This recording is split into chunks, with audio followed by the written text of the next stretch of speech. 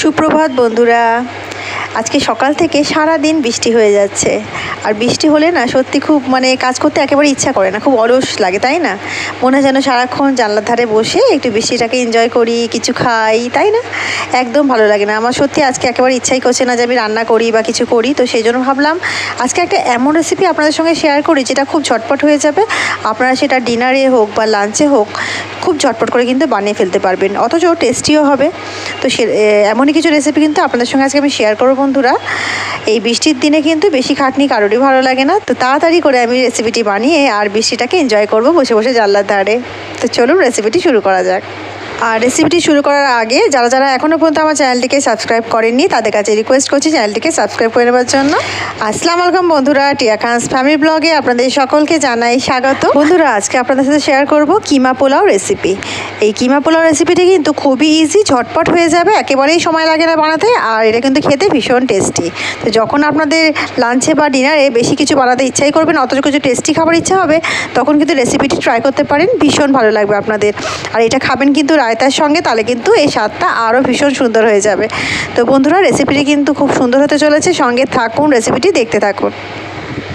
বন্ধুরা, ফ্রিজে রাখা ছিল অল্প একটু চিকেন কিমা, আর আমি কিন্তু এটা চিকেন কিমা দিয়ে বানাচ্ছি রেসিপিটি। আপনারা চাইলে এটা মাটন কিমা অথবা বিফ কিমা দিয়েও বানাতে পারেন, তাহলেও কিন্তু দারুণ স্বাদ হয়।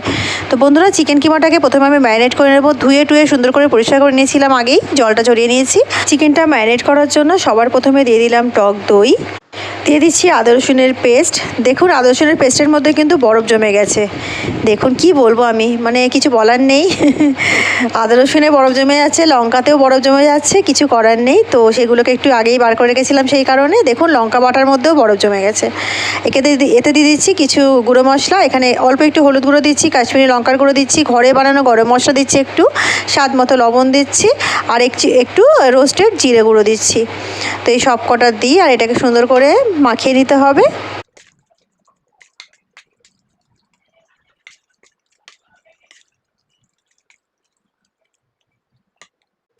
চিকেন কিমাটা ম্যারিনেট করা হয়ে গেছে, এটাকে এখন সাইডে রেখে দেবো। আর এখানে দেখুন আমি 1 বাটি চাল নিয়েছি। আমি এখানে ঘরে খাবার রেগুলার চাল ইউজ করছি, এটা আমি দুধেশ্বর চাল নিয়েছি। আপনারা চাইলে যে কোনো চাল নিতে পারেন, পোলাওয়ের চাল বা বিরিয়ানির চালও নিতে পারেন, তাতে কিন্তু বেশি ভালো হয়। আর এই ঘরের চালে বানালেও সুন্দর হবে, তবে আমি এখানে ঘরের চাল দিয়ে আজকে বানাচ্ছি। আর আপনারা কিন্তু যতটা পারবেন সরু চালই ব্যবহার করবেন, বেশি মোটা চাল যেন না হয়, তাহলে কিন্তু মোটা চালে বেশি ভালো লাগে না, এটা সরু চালেই ভালো লাগে পোলাওটা। তো চালটাকে ভালো করে ধুয়ে নিয়েছি, এটাকে এইভাবে একটু ভিজিয়ে রেখে দেবো কিছুক্ষণ, আর বাকি কাজগুলোকে করে নেব। বন্ধুরা, গ্যাস অন করে এখানে একটা কড়াই চাপিয়ে দিয়েছি, তার মধ্যে দিয়ে দিচ্ছি আমি সাদা তেল। তেলটাকে ভালো করে বেশ গরম করে নেব। তেলটা গরম হলেই এর মধ্যে দিয়ে দিচ্ছি একটা তেজপাতাকে 2 টুকরো করে, অল্প একটু গরম মশলা দিয়ে দিলাম, গোটা গরম মশলা, আর দিয়ে দেবো একটা কুচি করে রাখা পেঁয়াজ।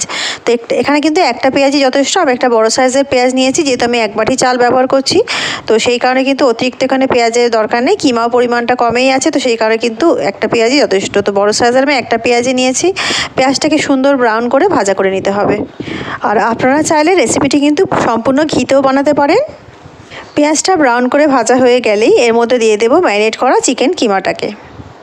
কিমাটার মধ্যে যেহেতু সব রকম মশলা দেওয়াই আছে, তা আলাদা করে কোনো মশলা দেওয়ার কোনো প্রয়োজন নেই। এটাকে সুন্দর করে কিন্তু ভাজা করে নিতে হবে পেঁয়াজের সঙ্গেই, যেন কিমার মধ্যে যে কাঁচা জলটা থাকে সেই জলটা যেন এখানে শুকিয়ে যায়।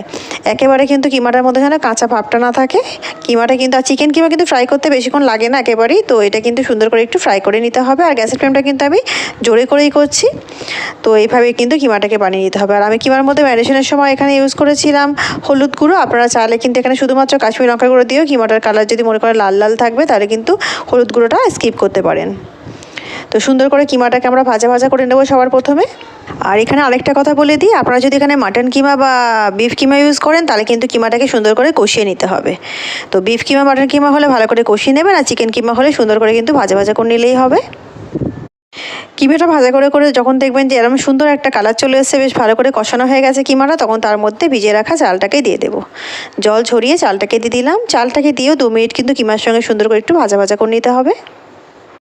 চালটাকে ভাজা করার সময় এর মধ্যে দিয়ে দেবো কিছু মশলা। অল্প একটু হলুদ গুঁড়ো দিচ্ছি কালারের জন্য, স্বাদ মতো লবণ, আর অল্প একটু 1 চামচ এখানে চিনি দিচ্ছি। চিনিটা দিলে কিন্তু পোলাওটা মিষ্টি হবে না, অথচ টেস্টটা কিন্তু খুবই সুন্দর হবে। তো অবশ্যই একটু চিনি দেবেন, তাতে টেস্টটা কিন্তু আরও বেশি ভালো হবে। তো এটাকে সুন্দর করে ভালো করে মিক্স করে নেব বন্ধুরা।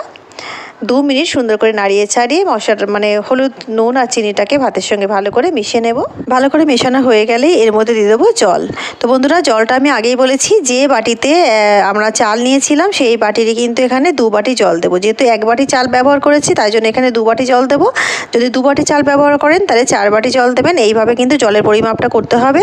যদি কাপে করে চাল মাপেন তাহলে সেই কাপ অনুযায়ী কিন্তু এখানে জলটা দিতে হবে। 1 কাপ চাল নিলে 2 কাপ জল দেবেন, 2 কাপ চাল নিলে 4 কাপ জল দেবেন। এইভাবে কিন্তু জলের পরিমাণটা সঠিক রাখলে পোলাওটা একেবারে ঝরঝরে আর সুন্দর হবে। আমি এখানে 1 বাটি চাল নিয়েছিলাম, সেই কারণে কিন্তু ওই বাটিরই 2 বাটি এখানে জল ব্যবহার করলাম।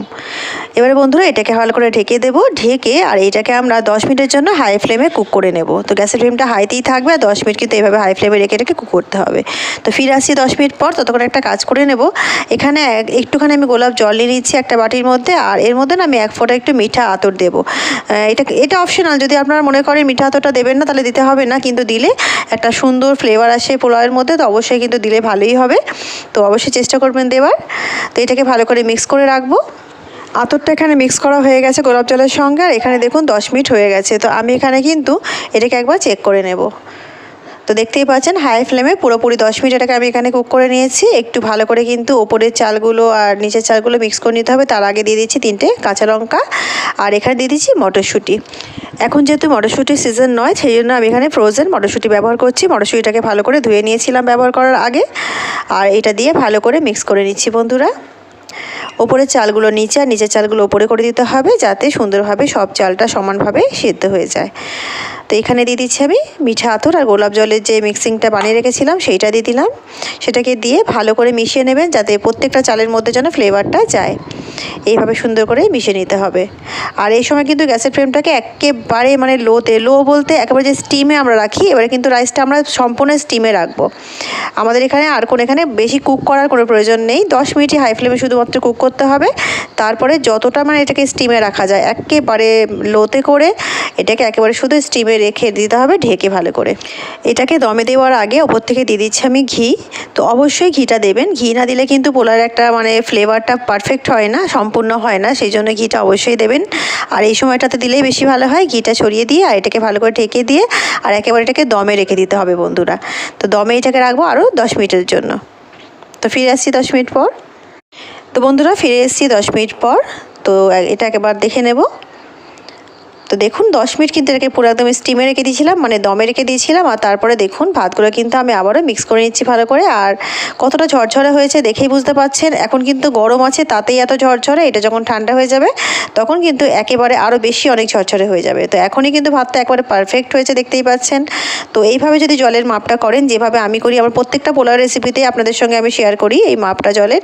তো এইভাবে যদি জলের মাপটা করেন কখনোই আপনার পোলাও কিন্তু খারাপ হবে না, পারফেক্ট পোলাও আপনার হবেই হবে, এটা গ্যারেন্টি দিয়ে বলতে পারি। আর আপনারা চাইলে কিন্তু এর মধ্যে ভেজে রাখা কাজু আর কিশমিশও অ্যাড করতে পারেন, তাতেও বেশ দারুণ লাগে খেতে। আমি দিলাম না আজকে এরকম প্লেনই বানালাম। আমি এটা রায়তার সঙ্গে খাবো, সেই কারণে এতে আর কাজু কিশমিশ আমি অ্যাড করলাম না।